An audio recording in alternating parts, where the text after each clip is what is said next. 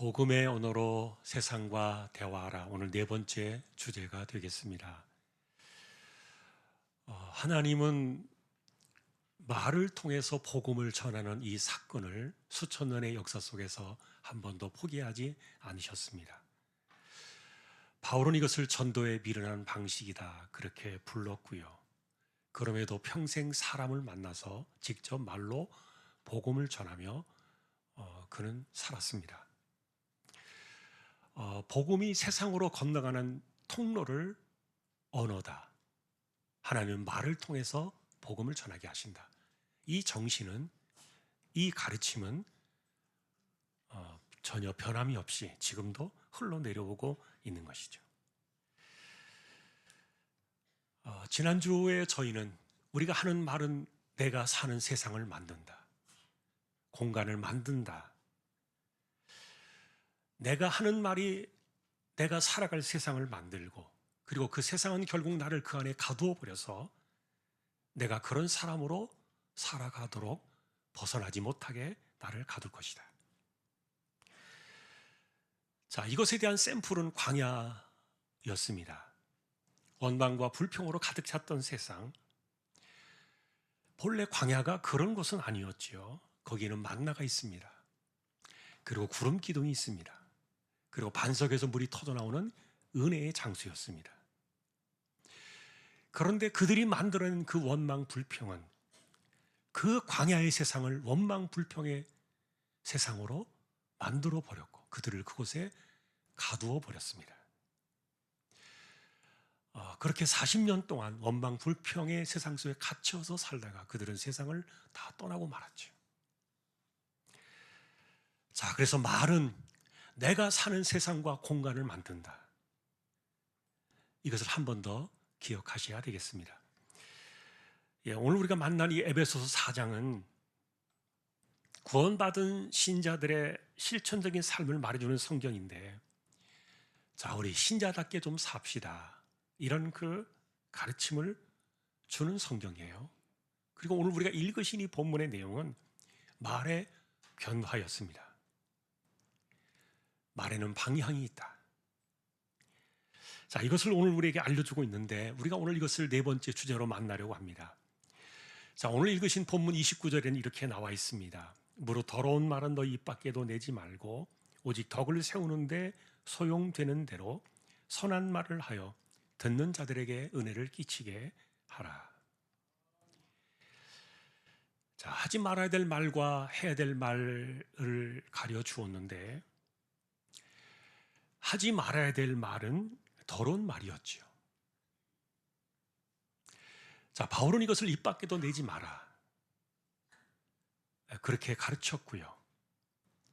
여러분, 우리가 내지 말아야 될 말들이 얼마나 많겠습니까? 조심해야 될 말들, 주의해야 될 말들이 굉장히 많겠죠. 그런데 바울 사도는 우리에게 내지 말아야 될 말을 딱 한마디로 이렇게 압축을 한 겁니다. 더러운 말이다. 자, 바울이 우리에게 이야기하는 이 더러운 말은 도대체 뭘까? 아마도 여러분은 욕설을 내뱉는 것이나 상스러운 말들을 떠올릴지도 모르겠어요. 그러나 바울이 여기서 더럽다고 말했던 것은 썩어서 부패했다는 그런 의미를 갖고 있는데, 단지 거칠어서 더럽다는 말이 아니라 이것은 덕을 세우지 못하고 은혜를 전혀 끼치지 못하는 말들의 상반된 표현이었는데요. 자, 그래서 우리가 이 더러운 말에 대한 이 제대로 된 이해를 좀 하려면 신약 성경을 이해하는 기본이 좀 필요한데요.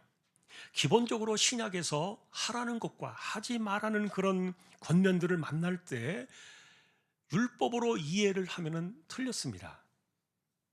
자, 신약 성경은 우리에게 윤리를 말해주지만 좀 신자답게 살자 이런 이야기들을 많이 해주고 있지만, 그러나 그것이 구원의 조건처럼 율법으로 우리에게 말하는 것은 절대로 아니죠.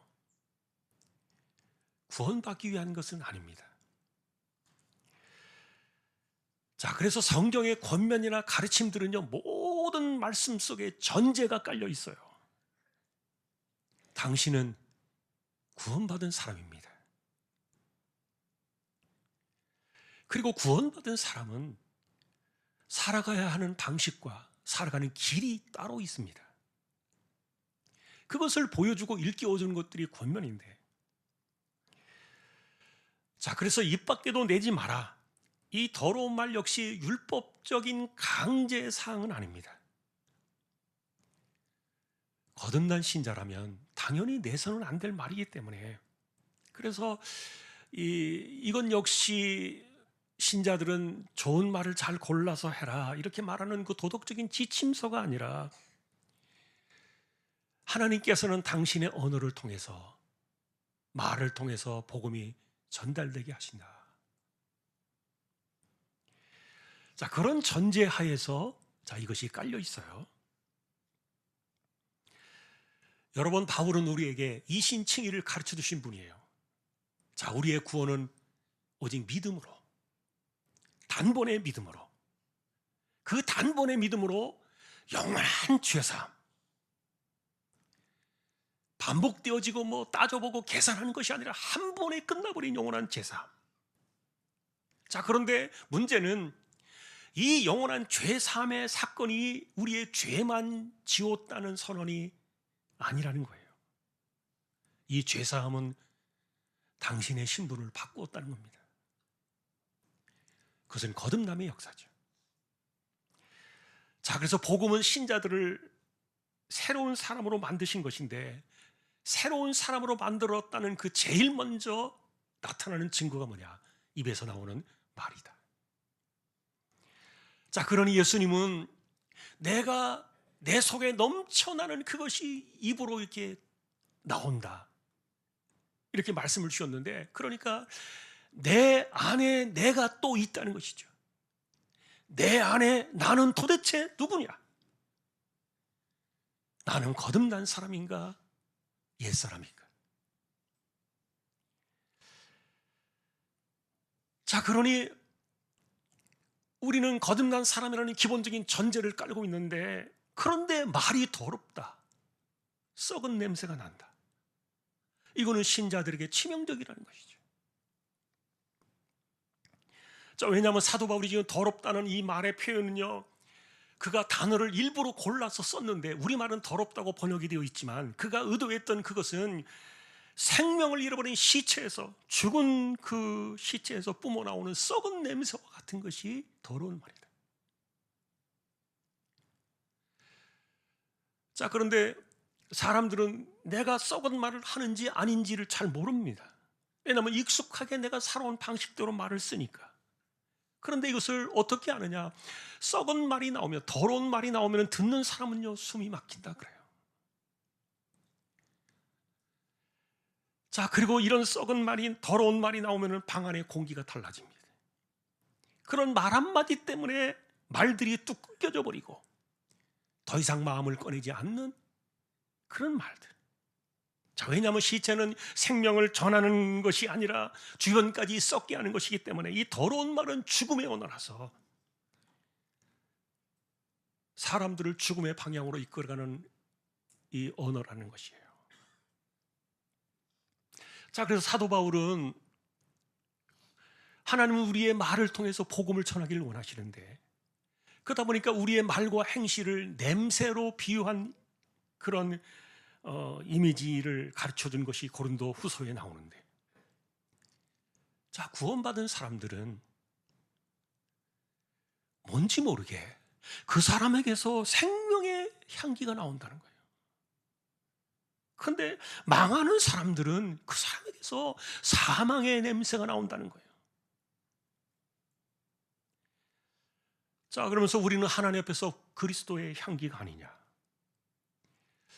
그러면서 그 향기는 결국 복음이 드러나게 되어지는 당신의 말과 당신의 증언을 통해서 이 그리스도의 향기가 나온다, 이런 이미지로 설명해 주었는데, 자, 그러니까 여러분, 말에는 향기가 있다 생각해 보신 적이 있습니까?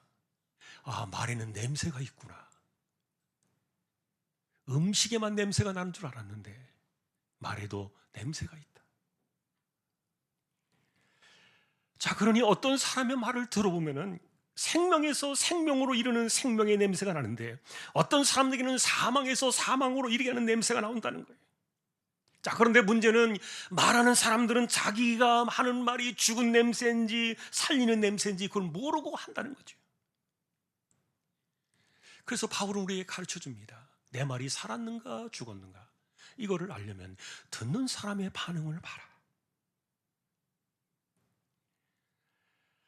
자, 왜냐하면 여러분, 이 말과 증언 이것은 중립이 없다 그랬습니다. 반면에 여러분, 듣는 사람들에게도 내가 듣는 말은요 중립이 없어요. 둘 중에 하나로 듣는 거예요. 이것은 나를 살리는 생명이냐 아니면 나를 죽게 하는 사망이냐, 둘 중에 하나만 듣는다는 것인데, 그래서 여러분, 우리는 내가 산자의 그 심령을 가지고 이 생명의 향기를 내는 말을 한다 할지라도 듣는 사람들이 그것을 복음으로 생각하고 거부하고 거절하고 그렇게 할 수는 있겠지요. 왜냐하면 전도는 핍박과 박해 가운데서 전달되어지는 거니까. 자, 그런 그 언밸런스도 더러 있기는 하지만, 그러나 본질적으로 우리는 썩은 냄새가 나는 더러운 말은 아니다.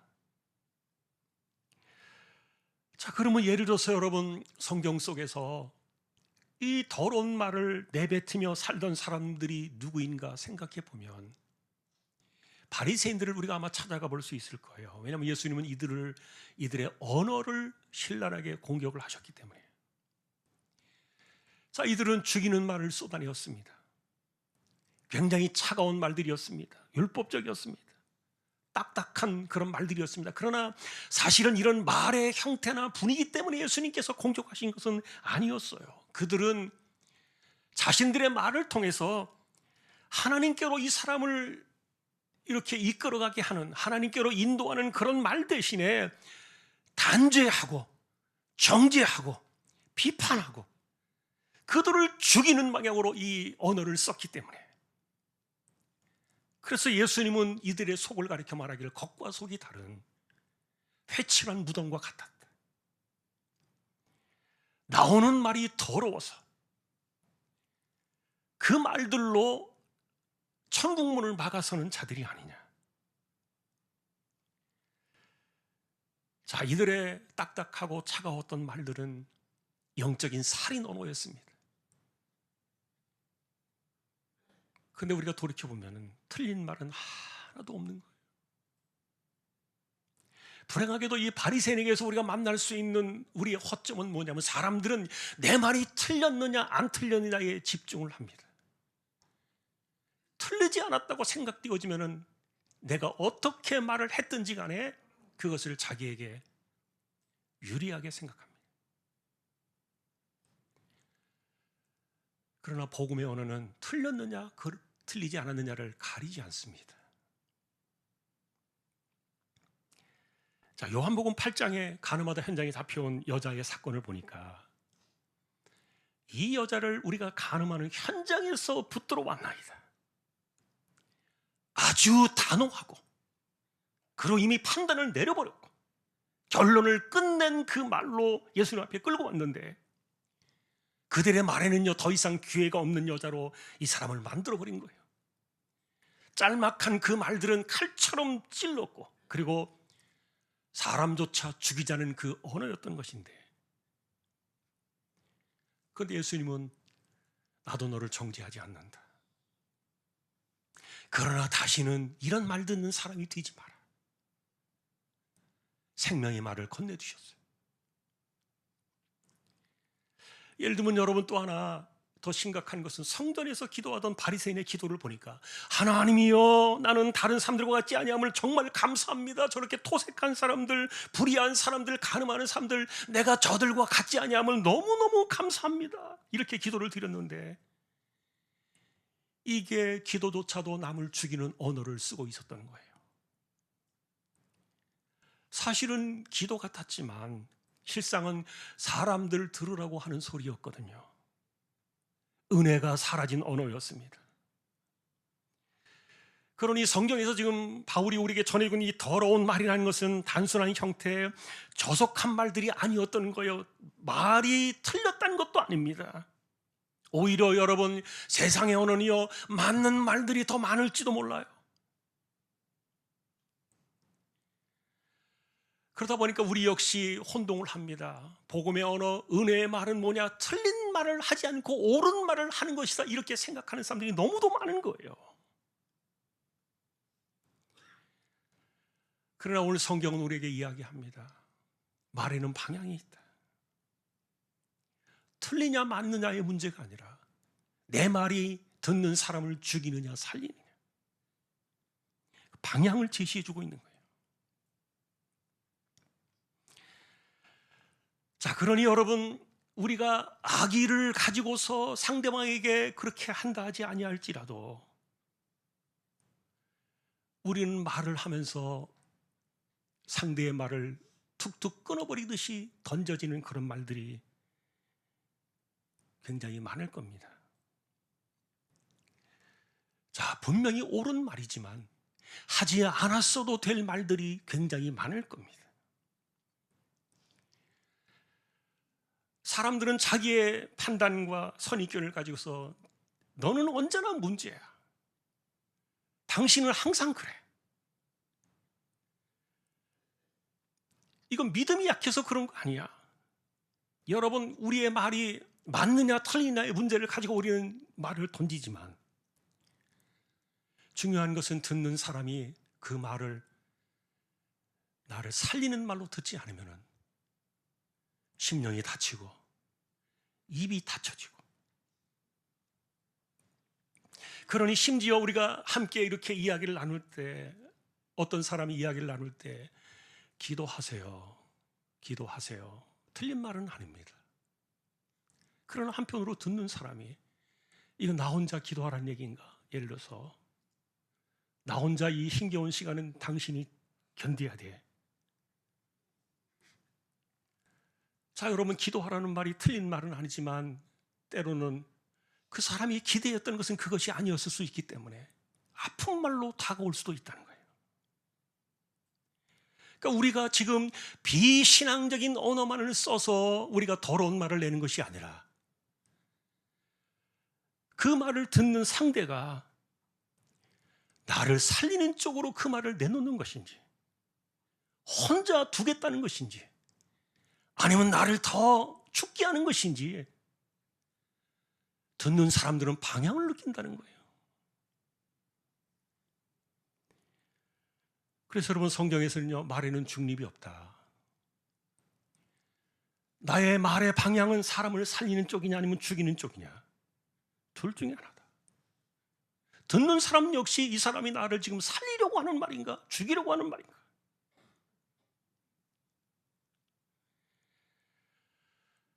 자, 그런 점에서 이 더러운 말은 왜 썩은 냄새가 나는 말이라고 바울이 그렇게 단어를 썼느냐? 기본적으로 상대를 죽이려고 하는 그 방향을 가진 말들을 이야기했던 거예요. 반면에 여러분, 사한자들의 언어는 달라야 되지 않겠습니까? 그래서 바울은 살리는 언어를 향해서 말하기를 은혜를 끼치는 말이다, 이렇게 말했는데, 덕을 세우기 위해서 소용되어지는 선한 말들로 듣는 자들에게 은혜를 좀 끼치자. 자, 그래서 이 과정들을 우리가 보면요, 이 말은 방향이라는 그 보이지 않는 명확한 그림이 쫙 그려집니다. 방향이라는 것은 내가 누군가의 말을 들었을 때 내 마음이 어디로 향하게 하느냐, 이 사람의 말은 나를 죽음으로 향하게 하느냐 아니면 생명으로 향하게 하느냐, 그러니 맞는 말이냐 틀린 말이냐 하는 것에 대한 이런 그 기본적인 개념은요, 우리의 말을 은혜냐 더러운 말이냐 이렇게 가르는 기준이 아니에요. 더러운 말과 은혜를 끼치는 말의 기준은 방향이에요. 내가 하는 말이 그 사람을 어디로 보내느냐 하는 그 방향을 보는 건데, 자, 그런데 여러분, 어쨌든 오늘 우리가 이 말씀을 대하면은 말에는 방향이 있다는 사실을 우리가 모르고 살 때가 많아요. 저 역시 그랬고요. 내가 내놓는 말이 상대를 살리는 말인지 죽이는 말인지 방향성을 생각하지 않은 채 우리는 말을 합니다. 아니면은 내가 살기 위해서 남을 죽이는 말을 내놓습니다. 내 말이 더러운 말인지 은혜를 끼치는 말인지 고려되지 않은 채 그냥 습성대로 감정대로 그냥 나오는 것이죠. 자, 그런데 거듭난 사람들은 우리의 내 안에 내가 있다. 내 안에 내가 있는데 근데 어떻게 거듭난 사람이 썩은 냄새가 나는 더러운 말을 낼 수 있느냐? 자, 그런데 바울은 왜 이런 이야기를 합니까? 이것이 우리의 사실은 딜레마예요. 왜냐하면은 내가 예수 믿었다고 해서 하루아침에 내 말의 언어가 싹 바뀌는 것은 아닙니다. 이 거룩한 성화의 과정은 내가 죽는 그날까지 갈 거예요. 아직은 우리가 과도기에 있다는 것이죠. 근데 여전히 내 안에는요, 죽은 자의 냄새와 산 자의 향이 동시에 내 안에 있는 거예요. 그래서 당연히 더러운 말은 입 밖에도 내지 않아야 되지만, 그러나 내 안에서 어떤 말이 쏟아져 나오는지를 우리가 방향을 보지 못하기 때문에 나 자신이 어떤 말을 내면서 살고 있는지 자체도 모른다는 거예요. 자, 우리는 덕을 세우기 위한 은혜를 끼치는 이런 말들을, 선한 말들을 하자라고 말했지만 이게 거듭난 사람이 되었다고, 예수 믿었다고 해서 자동으로 내 입술이 그렇게 바뀌는 것은 아니니까. 그러니 바울은 우리에게 가르쳐 줍니다. 당신은 누구냐? 내 안에 나는 누구냐? 자, 그래서 여러분, 이 바울은 우리에게 은혜를 끼치는 이 말을 가리켜 말하기를 덕을 세우기에 소용되어지는 선한 말이다 그랬는데, 이걸 줄여서 말하면 선한 덕담이에요. 덕담. 자, 그런데 이것은 복음의 덕담이라는 것이고, 왜냐하면 우리가 세상과 대화하기 위한 복음의 덕담이고요, 세상에도 덕담이라는 말이 있어요. 세상의 덕담과 복음의 덕담은 완전히 다릅니다. 자, 세상의 덕담은요, 인간적인 호의를 가지고서 상대방을 기분 좋게 하는 말들을 씁니다. 그리고 잘 되었으면 좋겠다는 기대와 소망을 담아둡니다. 주로 잘 되기를 바란다는 소망의 말들이 덕담이죠. 잘 되라. 괜찮아질 거야. 이런 위로와 격려가 되는 좋은 말들. 그런데 사실은 이 세상의 덕담은요, 왜, 그리고 어떻게, 어디로 향하느냐에 대한 방향이 전혀 없어요. 책임을 질 수 없는 말들이요. 그럼에도 불구하고 이런 그 덕담은요, 사람들이 너무너무 듣고 싶어요. 왜요? 우리는 덕담에 목마른 사람들이에요. 너무 거칠은 세상 속에 살아왔어요. 그러니 1년이 시작되어지는 새해 첫 시간 즈음에 대체로 어른들, 나이 많으신 분들이 젊은 세대들을 향해서 좋은 덕담을 합니다. 아무도 책임질 수 없는 그 말의 방향이 어디로 가는지에 대해서 알 수도 없는 그런 덕담이지만, 그러나 우리는 그런 덕담조차 너무 목말라 있는 거예요. 왜 그렇습니까? 사람들은 자기의 언어를 쓰기 때문에 그래요. 상대를 향하여 상대방이 어디로 향하는가를 생각하는 그런 그 언어의 표현들이 아니라 그냥 내가 살면 되니까, 나 편하면 되니까, 그래서 나 살자고 해서 상대방이 어떻든지 간에 상관없이 그냥 던져지는 말들로 채워진 사상을 살다 보니까 이런 덕담에도 우리는 그리운 거예요. 근데 바울은 사람의 덕담 수준이 아니라 은혜의 덕담으로 은혜를 끼쳐라. 자, 여러분, 결과적으로요, 이 말의 문제는 단순하지가 않다는 겁니다. 더러운 말과 은혜를 끼치는 말, 이 두 개를 내놓고서 사도 바울은 곧바로 하나님의 성령을 근심하게 하지 말자, 30절을 바로 가지고 왔는데, 왜 말의 문제가 성령의 근심으로까지 이어지는가에 대한 이것을 우리에게 새겨 주었죠. 여러분, 아까도 말했던 것처럼 말은 인격의 거울이고 내 안에 내가 나오는 것이고, 그 다음에 하나님께서 우리의 이 언어를 통해서, 신자들의 언어를 통해서 복음을 전하게 하는 유일한 통로로 이 말을 쓰고 계시는데, 이 말이, 더러운 말이 나오면 어떻게 생명을 살릴 수 있겠느냐. 그러니까 우리의 입에서 더러운 말이 나오면 성령께서 막 탄식하는 거예요. 마치 이것은 우리가 내뱉는 그 입술 옆에서 한숨을 쉬시는 것 같은, 소리가 들려지는 것 같은 그런 탄식의 표현을 쓰고 있는데요. 자, 물론 성령께서 탄식하신다고 해서 우리를 밀어내 버리시고 너 틀렸어, 너 그렇게 하면 너 죽을 거야, 정지하시는 이런 탄식은 아닙니다. 다시 살리고 싶은 사랑의 탄식을 성령께서 우리 안에서 끊임없이 이것을 일깨워 주시는 거죠. 저 사람이 왜 말을 저렇게 할까? 저렇게 하면 저 사람이 영원히 살 수 있나? 저 죽을 텐데. 충분히 저런 말로도 저 사람을 살릴 수 있는데 저 사람이 왜 도대체 저렇게 이야기하나? 성령께서 그런 말을 내뱉는 그 소리를 들을 때 탄식하시는 거죠. 그러니 여러분, 성령을 근심하게 한다는 것은요, 우리가 큰 죄를 지었기 때문이 아니라 우리의 언어가 어느 방향으로 가고 있는가를, 잘못된 방향으로 이 말이 나가고 있을 때 탄식하신다는 말이에요. 자, 그러니 우리는 성령을 근심시키지 말자. 그분은 우리를 구속의 날까지 인치신 분이 아니냐. 그러니 그분을 아프시게 하지 말자. 자, 그러니 여러분이 복음의 덕담으로 세상을 살아가라, 은혜를 끼치는 말로 세상을 살아가, 이것은요, 사람들을 기분 좋게 하거나 현실을 덮어버리는 그 입바른 말들을 하자는 것이 아니라 나의 말을 통해서 그 사람이, 듣는 사람이 하나님께 인생의 방향을 돌릴 수 있도록, 이렇게 보게 할 수 있도록, 그게 바로 복음의 언어였던 거예요. 자, 여러분, 우리는 말로 세상을 만든다, 그렇게 보았어요. 그리고 말이 공간을 만든다는 것을 확인했고요. 그러니 우리가 쏟아내는 그 언어들이 우리가 살아가는 이 교회 공동체의 공간을 만들어 버릴 거예요. 여러분들이 어떤 언어를 쓰시냐에 따라서 우리 교회 공동체의 공간은 광야가 될 수도 있고요, 원망과 불평이 가득 찬 세상이 될 수도 있고요, 하나님께서 기뻐하시는 은혜의 공간이 될 수도 있는 거예요. 그저 우리는 내 말의 방향이 어디로 가고 있는가를 생각하지 않은 채 나 편하자고 나는 말을 하고 있는데, 그러나 그 말이 상대를 살리는 것인지 죽이는 것인지 생각하지 않고 내뱉는 그런 말들이 누군가는 알지 못하는 가운데 죽을 수도 있다는 거예요.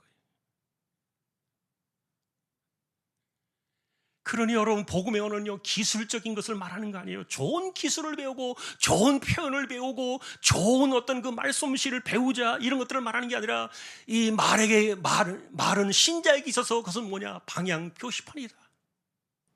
여러분, 우리가 차를 타고 운전을 하다 보면 사인보드가 있어요. 저 우리 수인산업도로 독립관 앞에 보면 우리 교회 주한교회 간판이 있어요. 그 보면은 그게 이쪽으로 가면 교회가 있습니다. 그 표지판이 자동차를 움직이게 하는 원동력은 아니에요. 그러나 그 표지판은 어디로 가라, 방향을 주는 거예요. 그러니까 말이 그렇다는 겁니다. 우리가 하는 말을, 내가 더러운 말을 하면요, 그 더러운 말은 그 사람을, 듣는 사람으로 하여금 더러운 말, 죽은 시체가, 썩는 냄새가 나는 그쪽으로 방향을 주는 거예요. 은혜를 끼치는 말을 하면은요, 은혜의 방향으로 그 사람을 이렇게 방향 표지판을 보여주는 거예요. 그러니 하나님, 내가 말을 잘하면서 살게 해주세요, 이런 기도도 필요하지만 내가 하는 말의 방향이 언제나 어느 쪽으로 향하고 있는가를 생각하게 해주세요. 분별의 기도가 필요해요.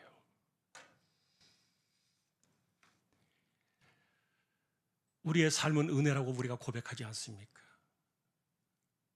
언어 역시 똑같다는 것이죠. 자, 오늘도 우리가 내가 누려왔던 모든 것들이 당연한 것이 아니라 은혜였습니다. 잠시 찬양을 하고 적용과 결론 부분을 맺겠습니다.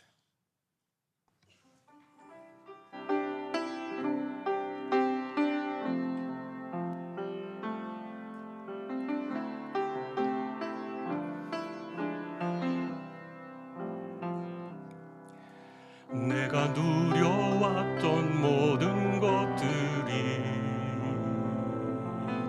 내가 지나왔던 모든 시간이, 내가 걸어왔던 모든 순간이 당연한 것 아니라 은혜였소. 아침 해가 뜨고 저녁에 노을, 봄의 꽃향기와 가을의 열매, 변하는 계절의 모든 순간이 당연한 것 아니라 은혜였소. 모든 것이 은혜, 은혜, 은혜, 한없는 은혜. 내 삶에 당연한 것 하나도 없었던 것을, 모든 것이 은혜, 은혜였소. 내가 이 땅에 태어나 사는 것, 어린아이 시절과 지금까지 숨을 쉬며 살며 꿈을 꾸는 삶, 당연한 것 아니라 은혜였소. 내가 하나님의 자녀로 살며 오늘 찬양하고 예배하는 삶, 복음을 전할 수 있는 축복이 당연한 것 아니라 은혜였소. 모든 것이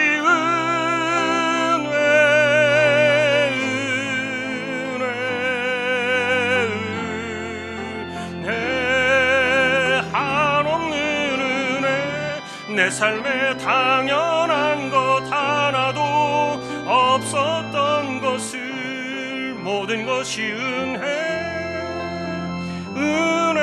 은혜였소.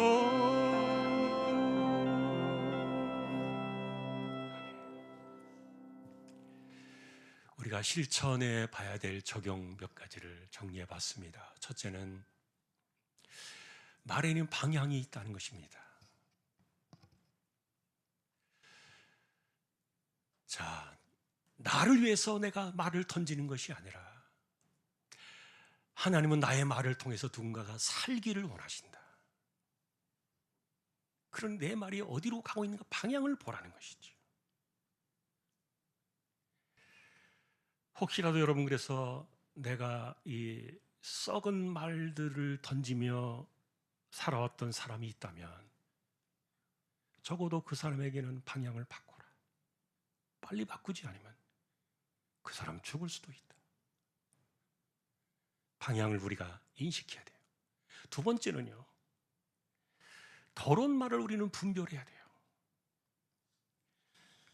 자, 성경에서 우리에게 말하는 것은 맞느냐 틀리느냐를 이야기하지 않습니다. 사람들은 그것을 가지고 자기가 한 말에 대해서 위안을 얻지만, 나는 옳은 말을 했기 때문에 나는 잘못이 없어라고 생각할지 모르겠지만, 옳은 말, 그런 말이 기준은 아니에요.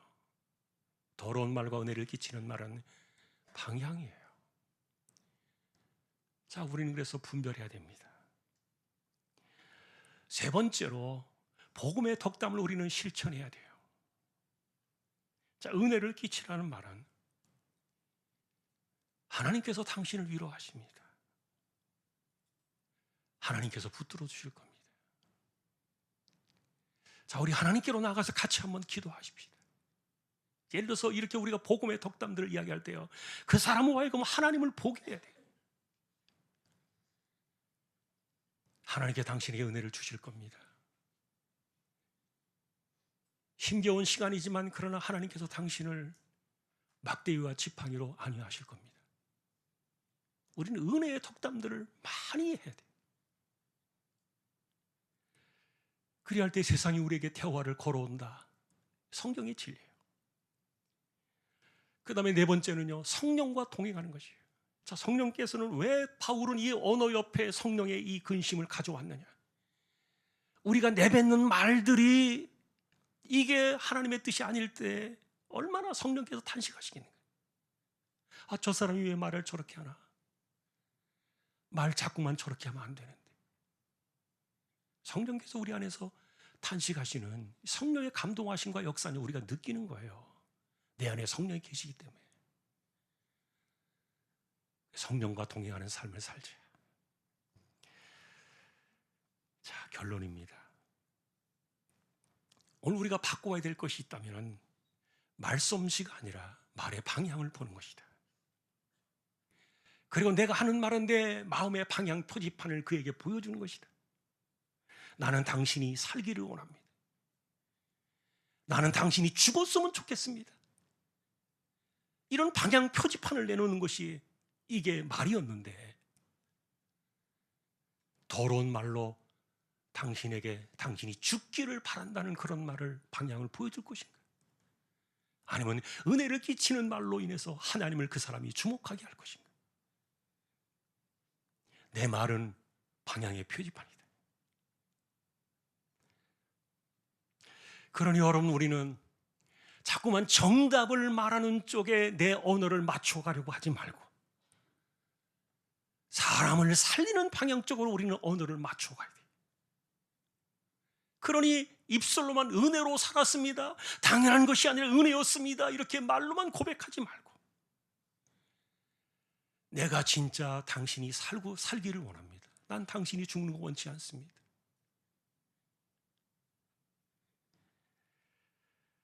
자, 이것이 오늘 우리에게 주시는 복음의 언어로 세상과 대화하라, 오늘 네 번째 주제였어요. 말은 방향이 있다. 이 한 해를 살아가면서 사람을 살리는 생명의 쪽으로 우리의 말의 방향이 돌아가는 한 해 모두가 될 수 있기를 주님의 이름으로 축원합니다.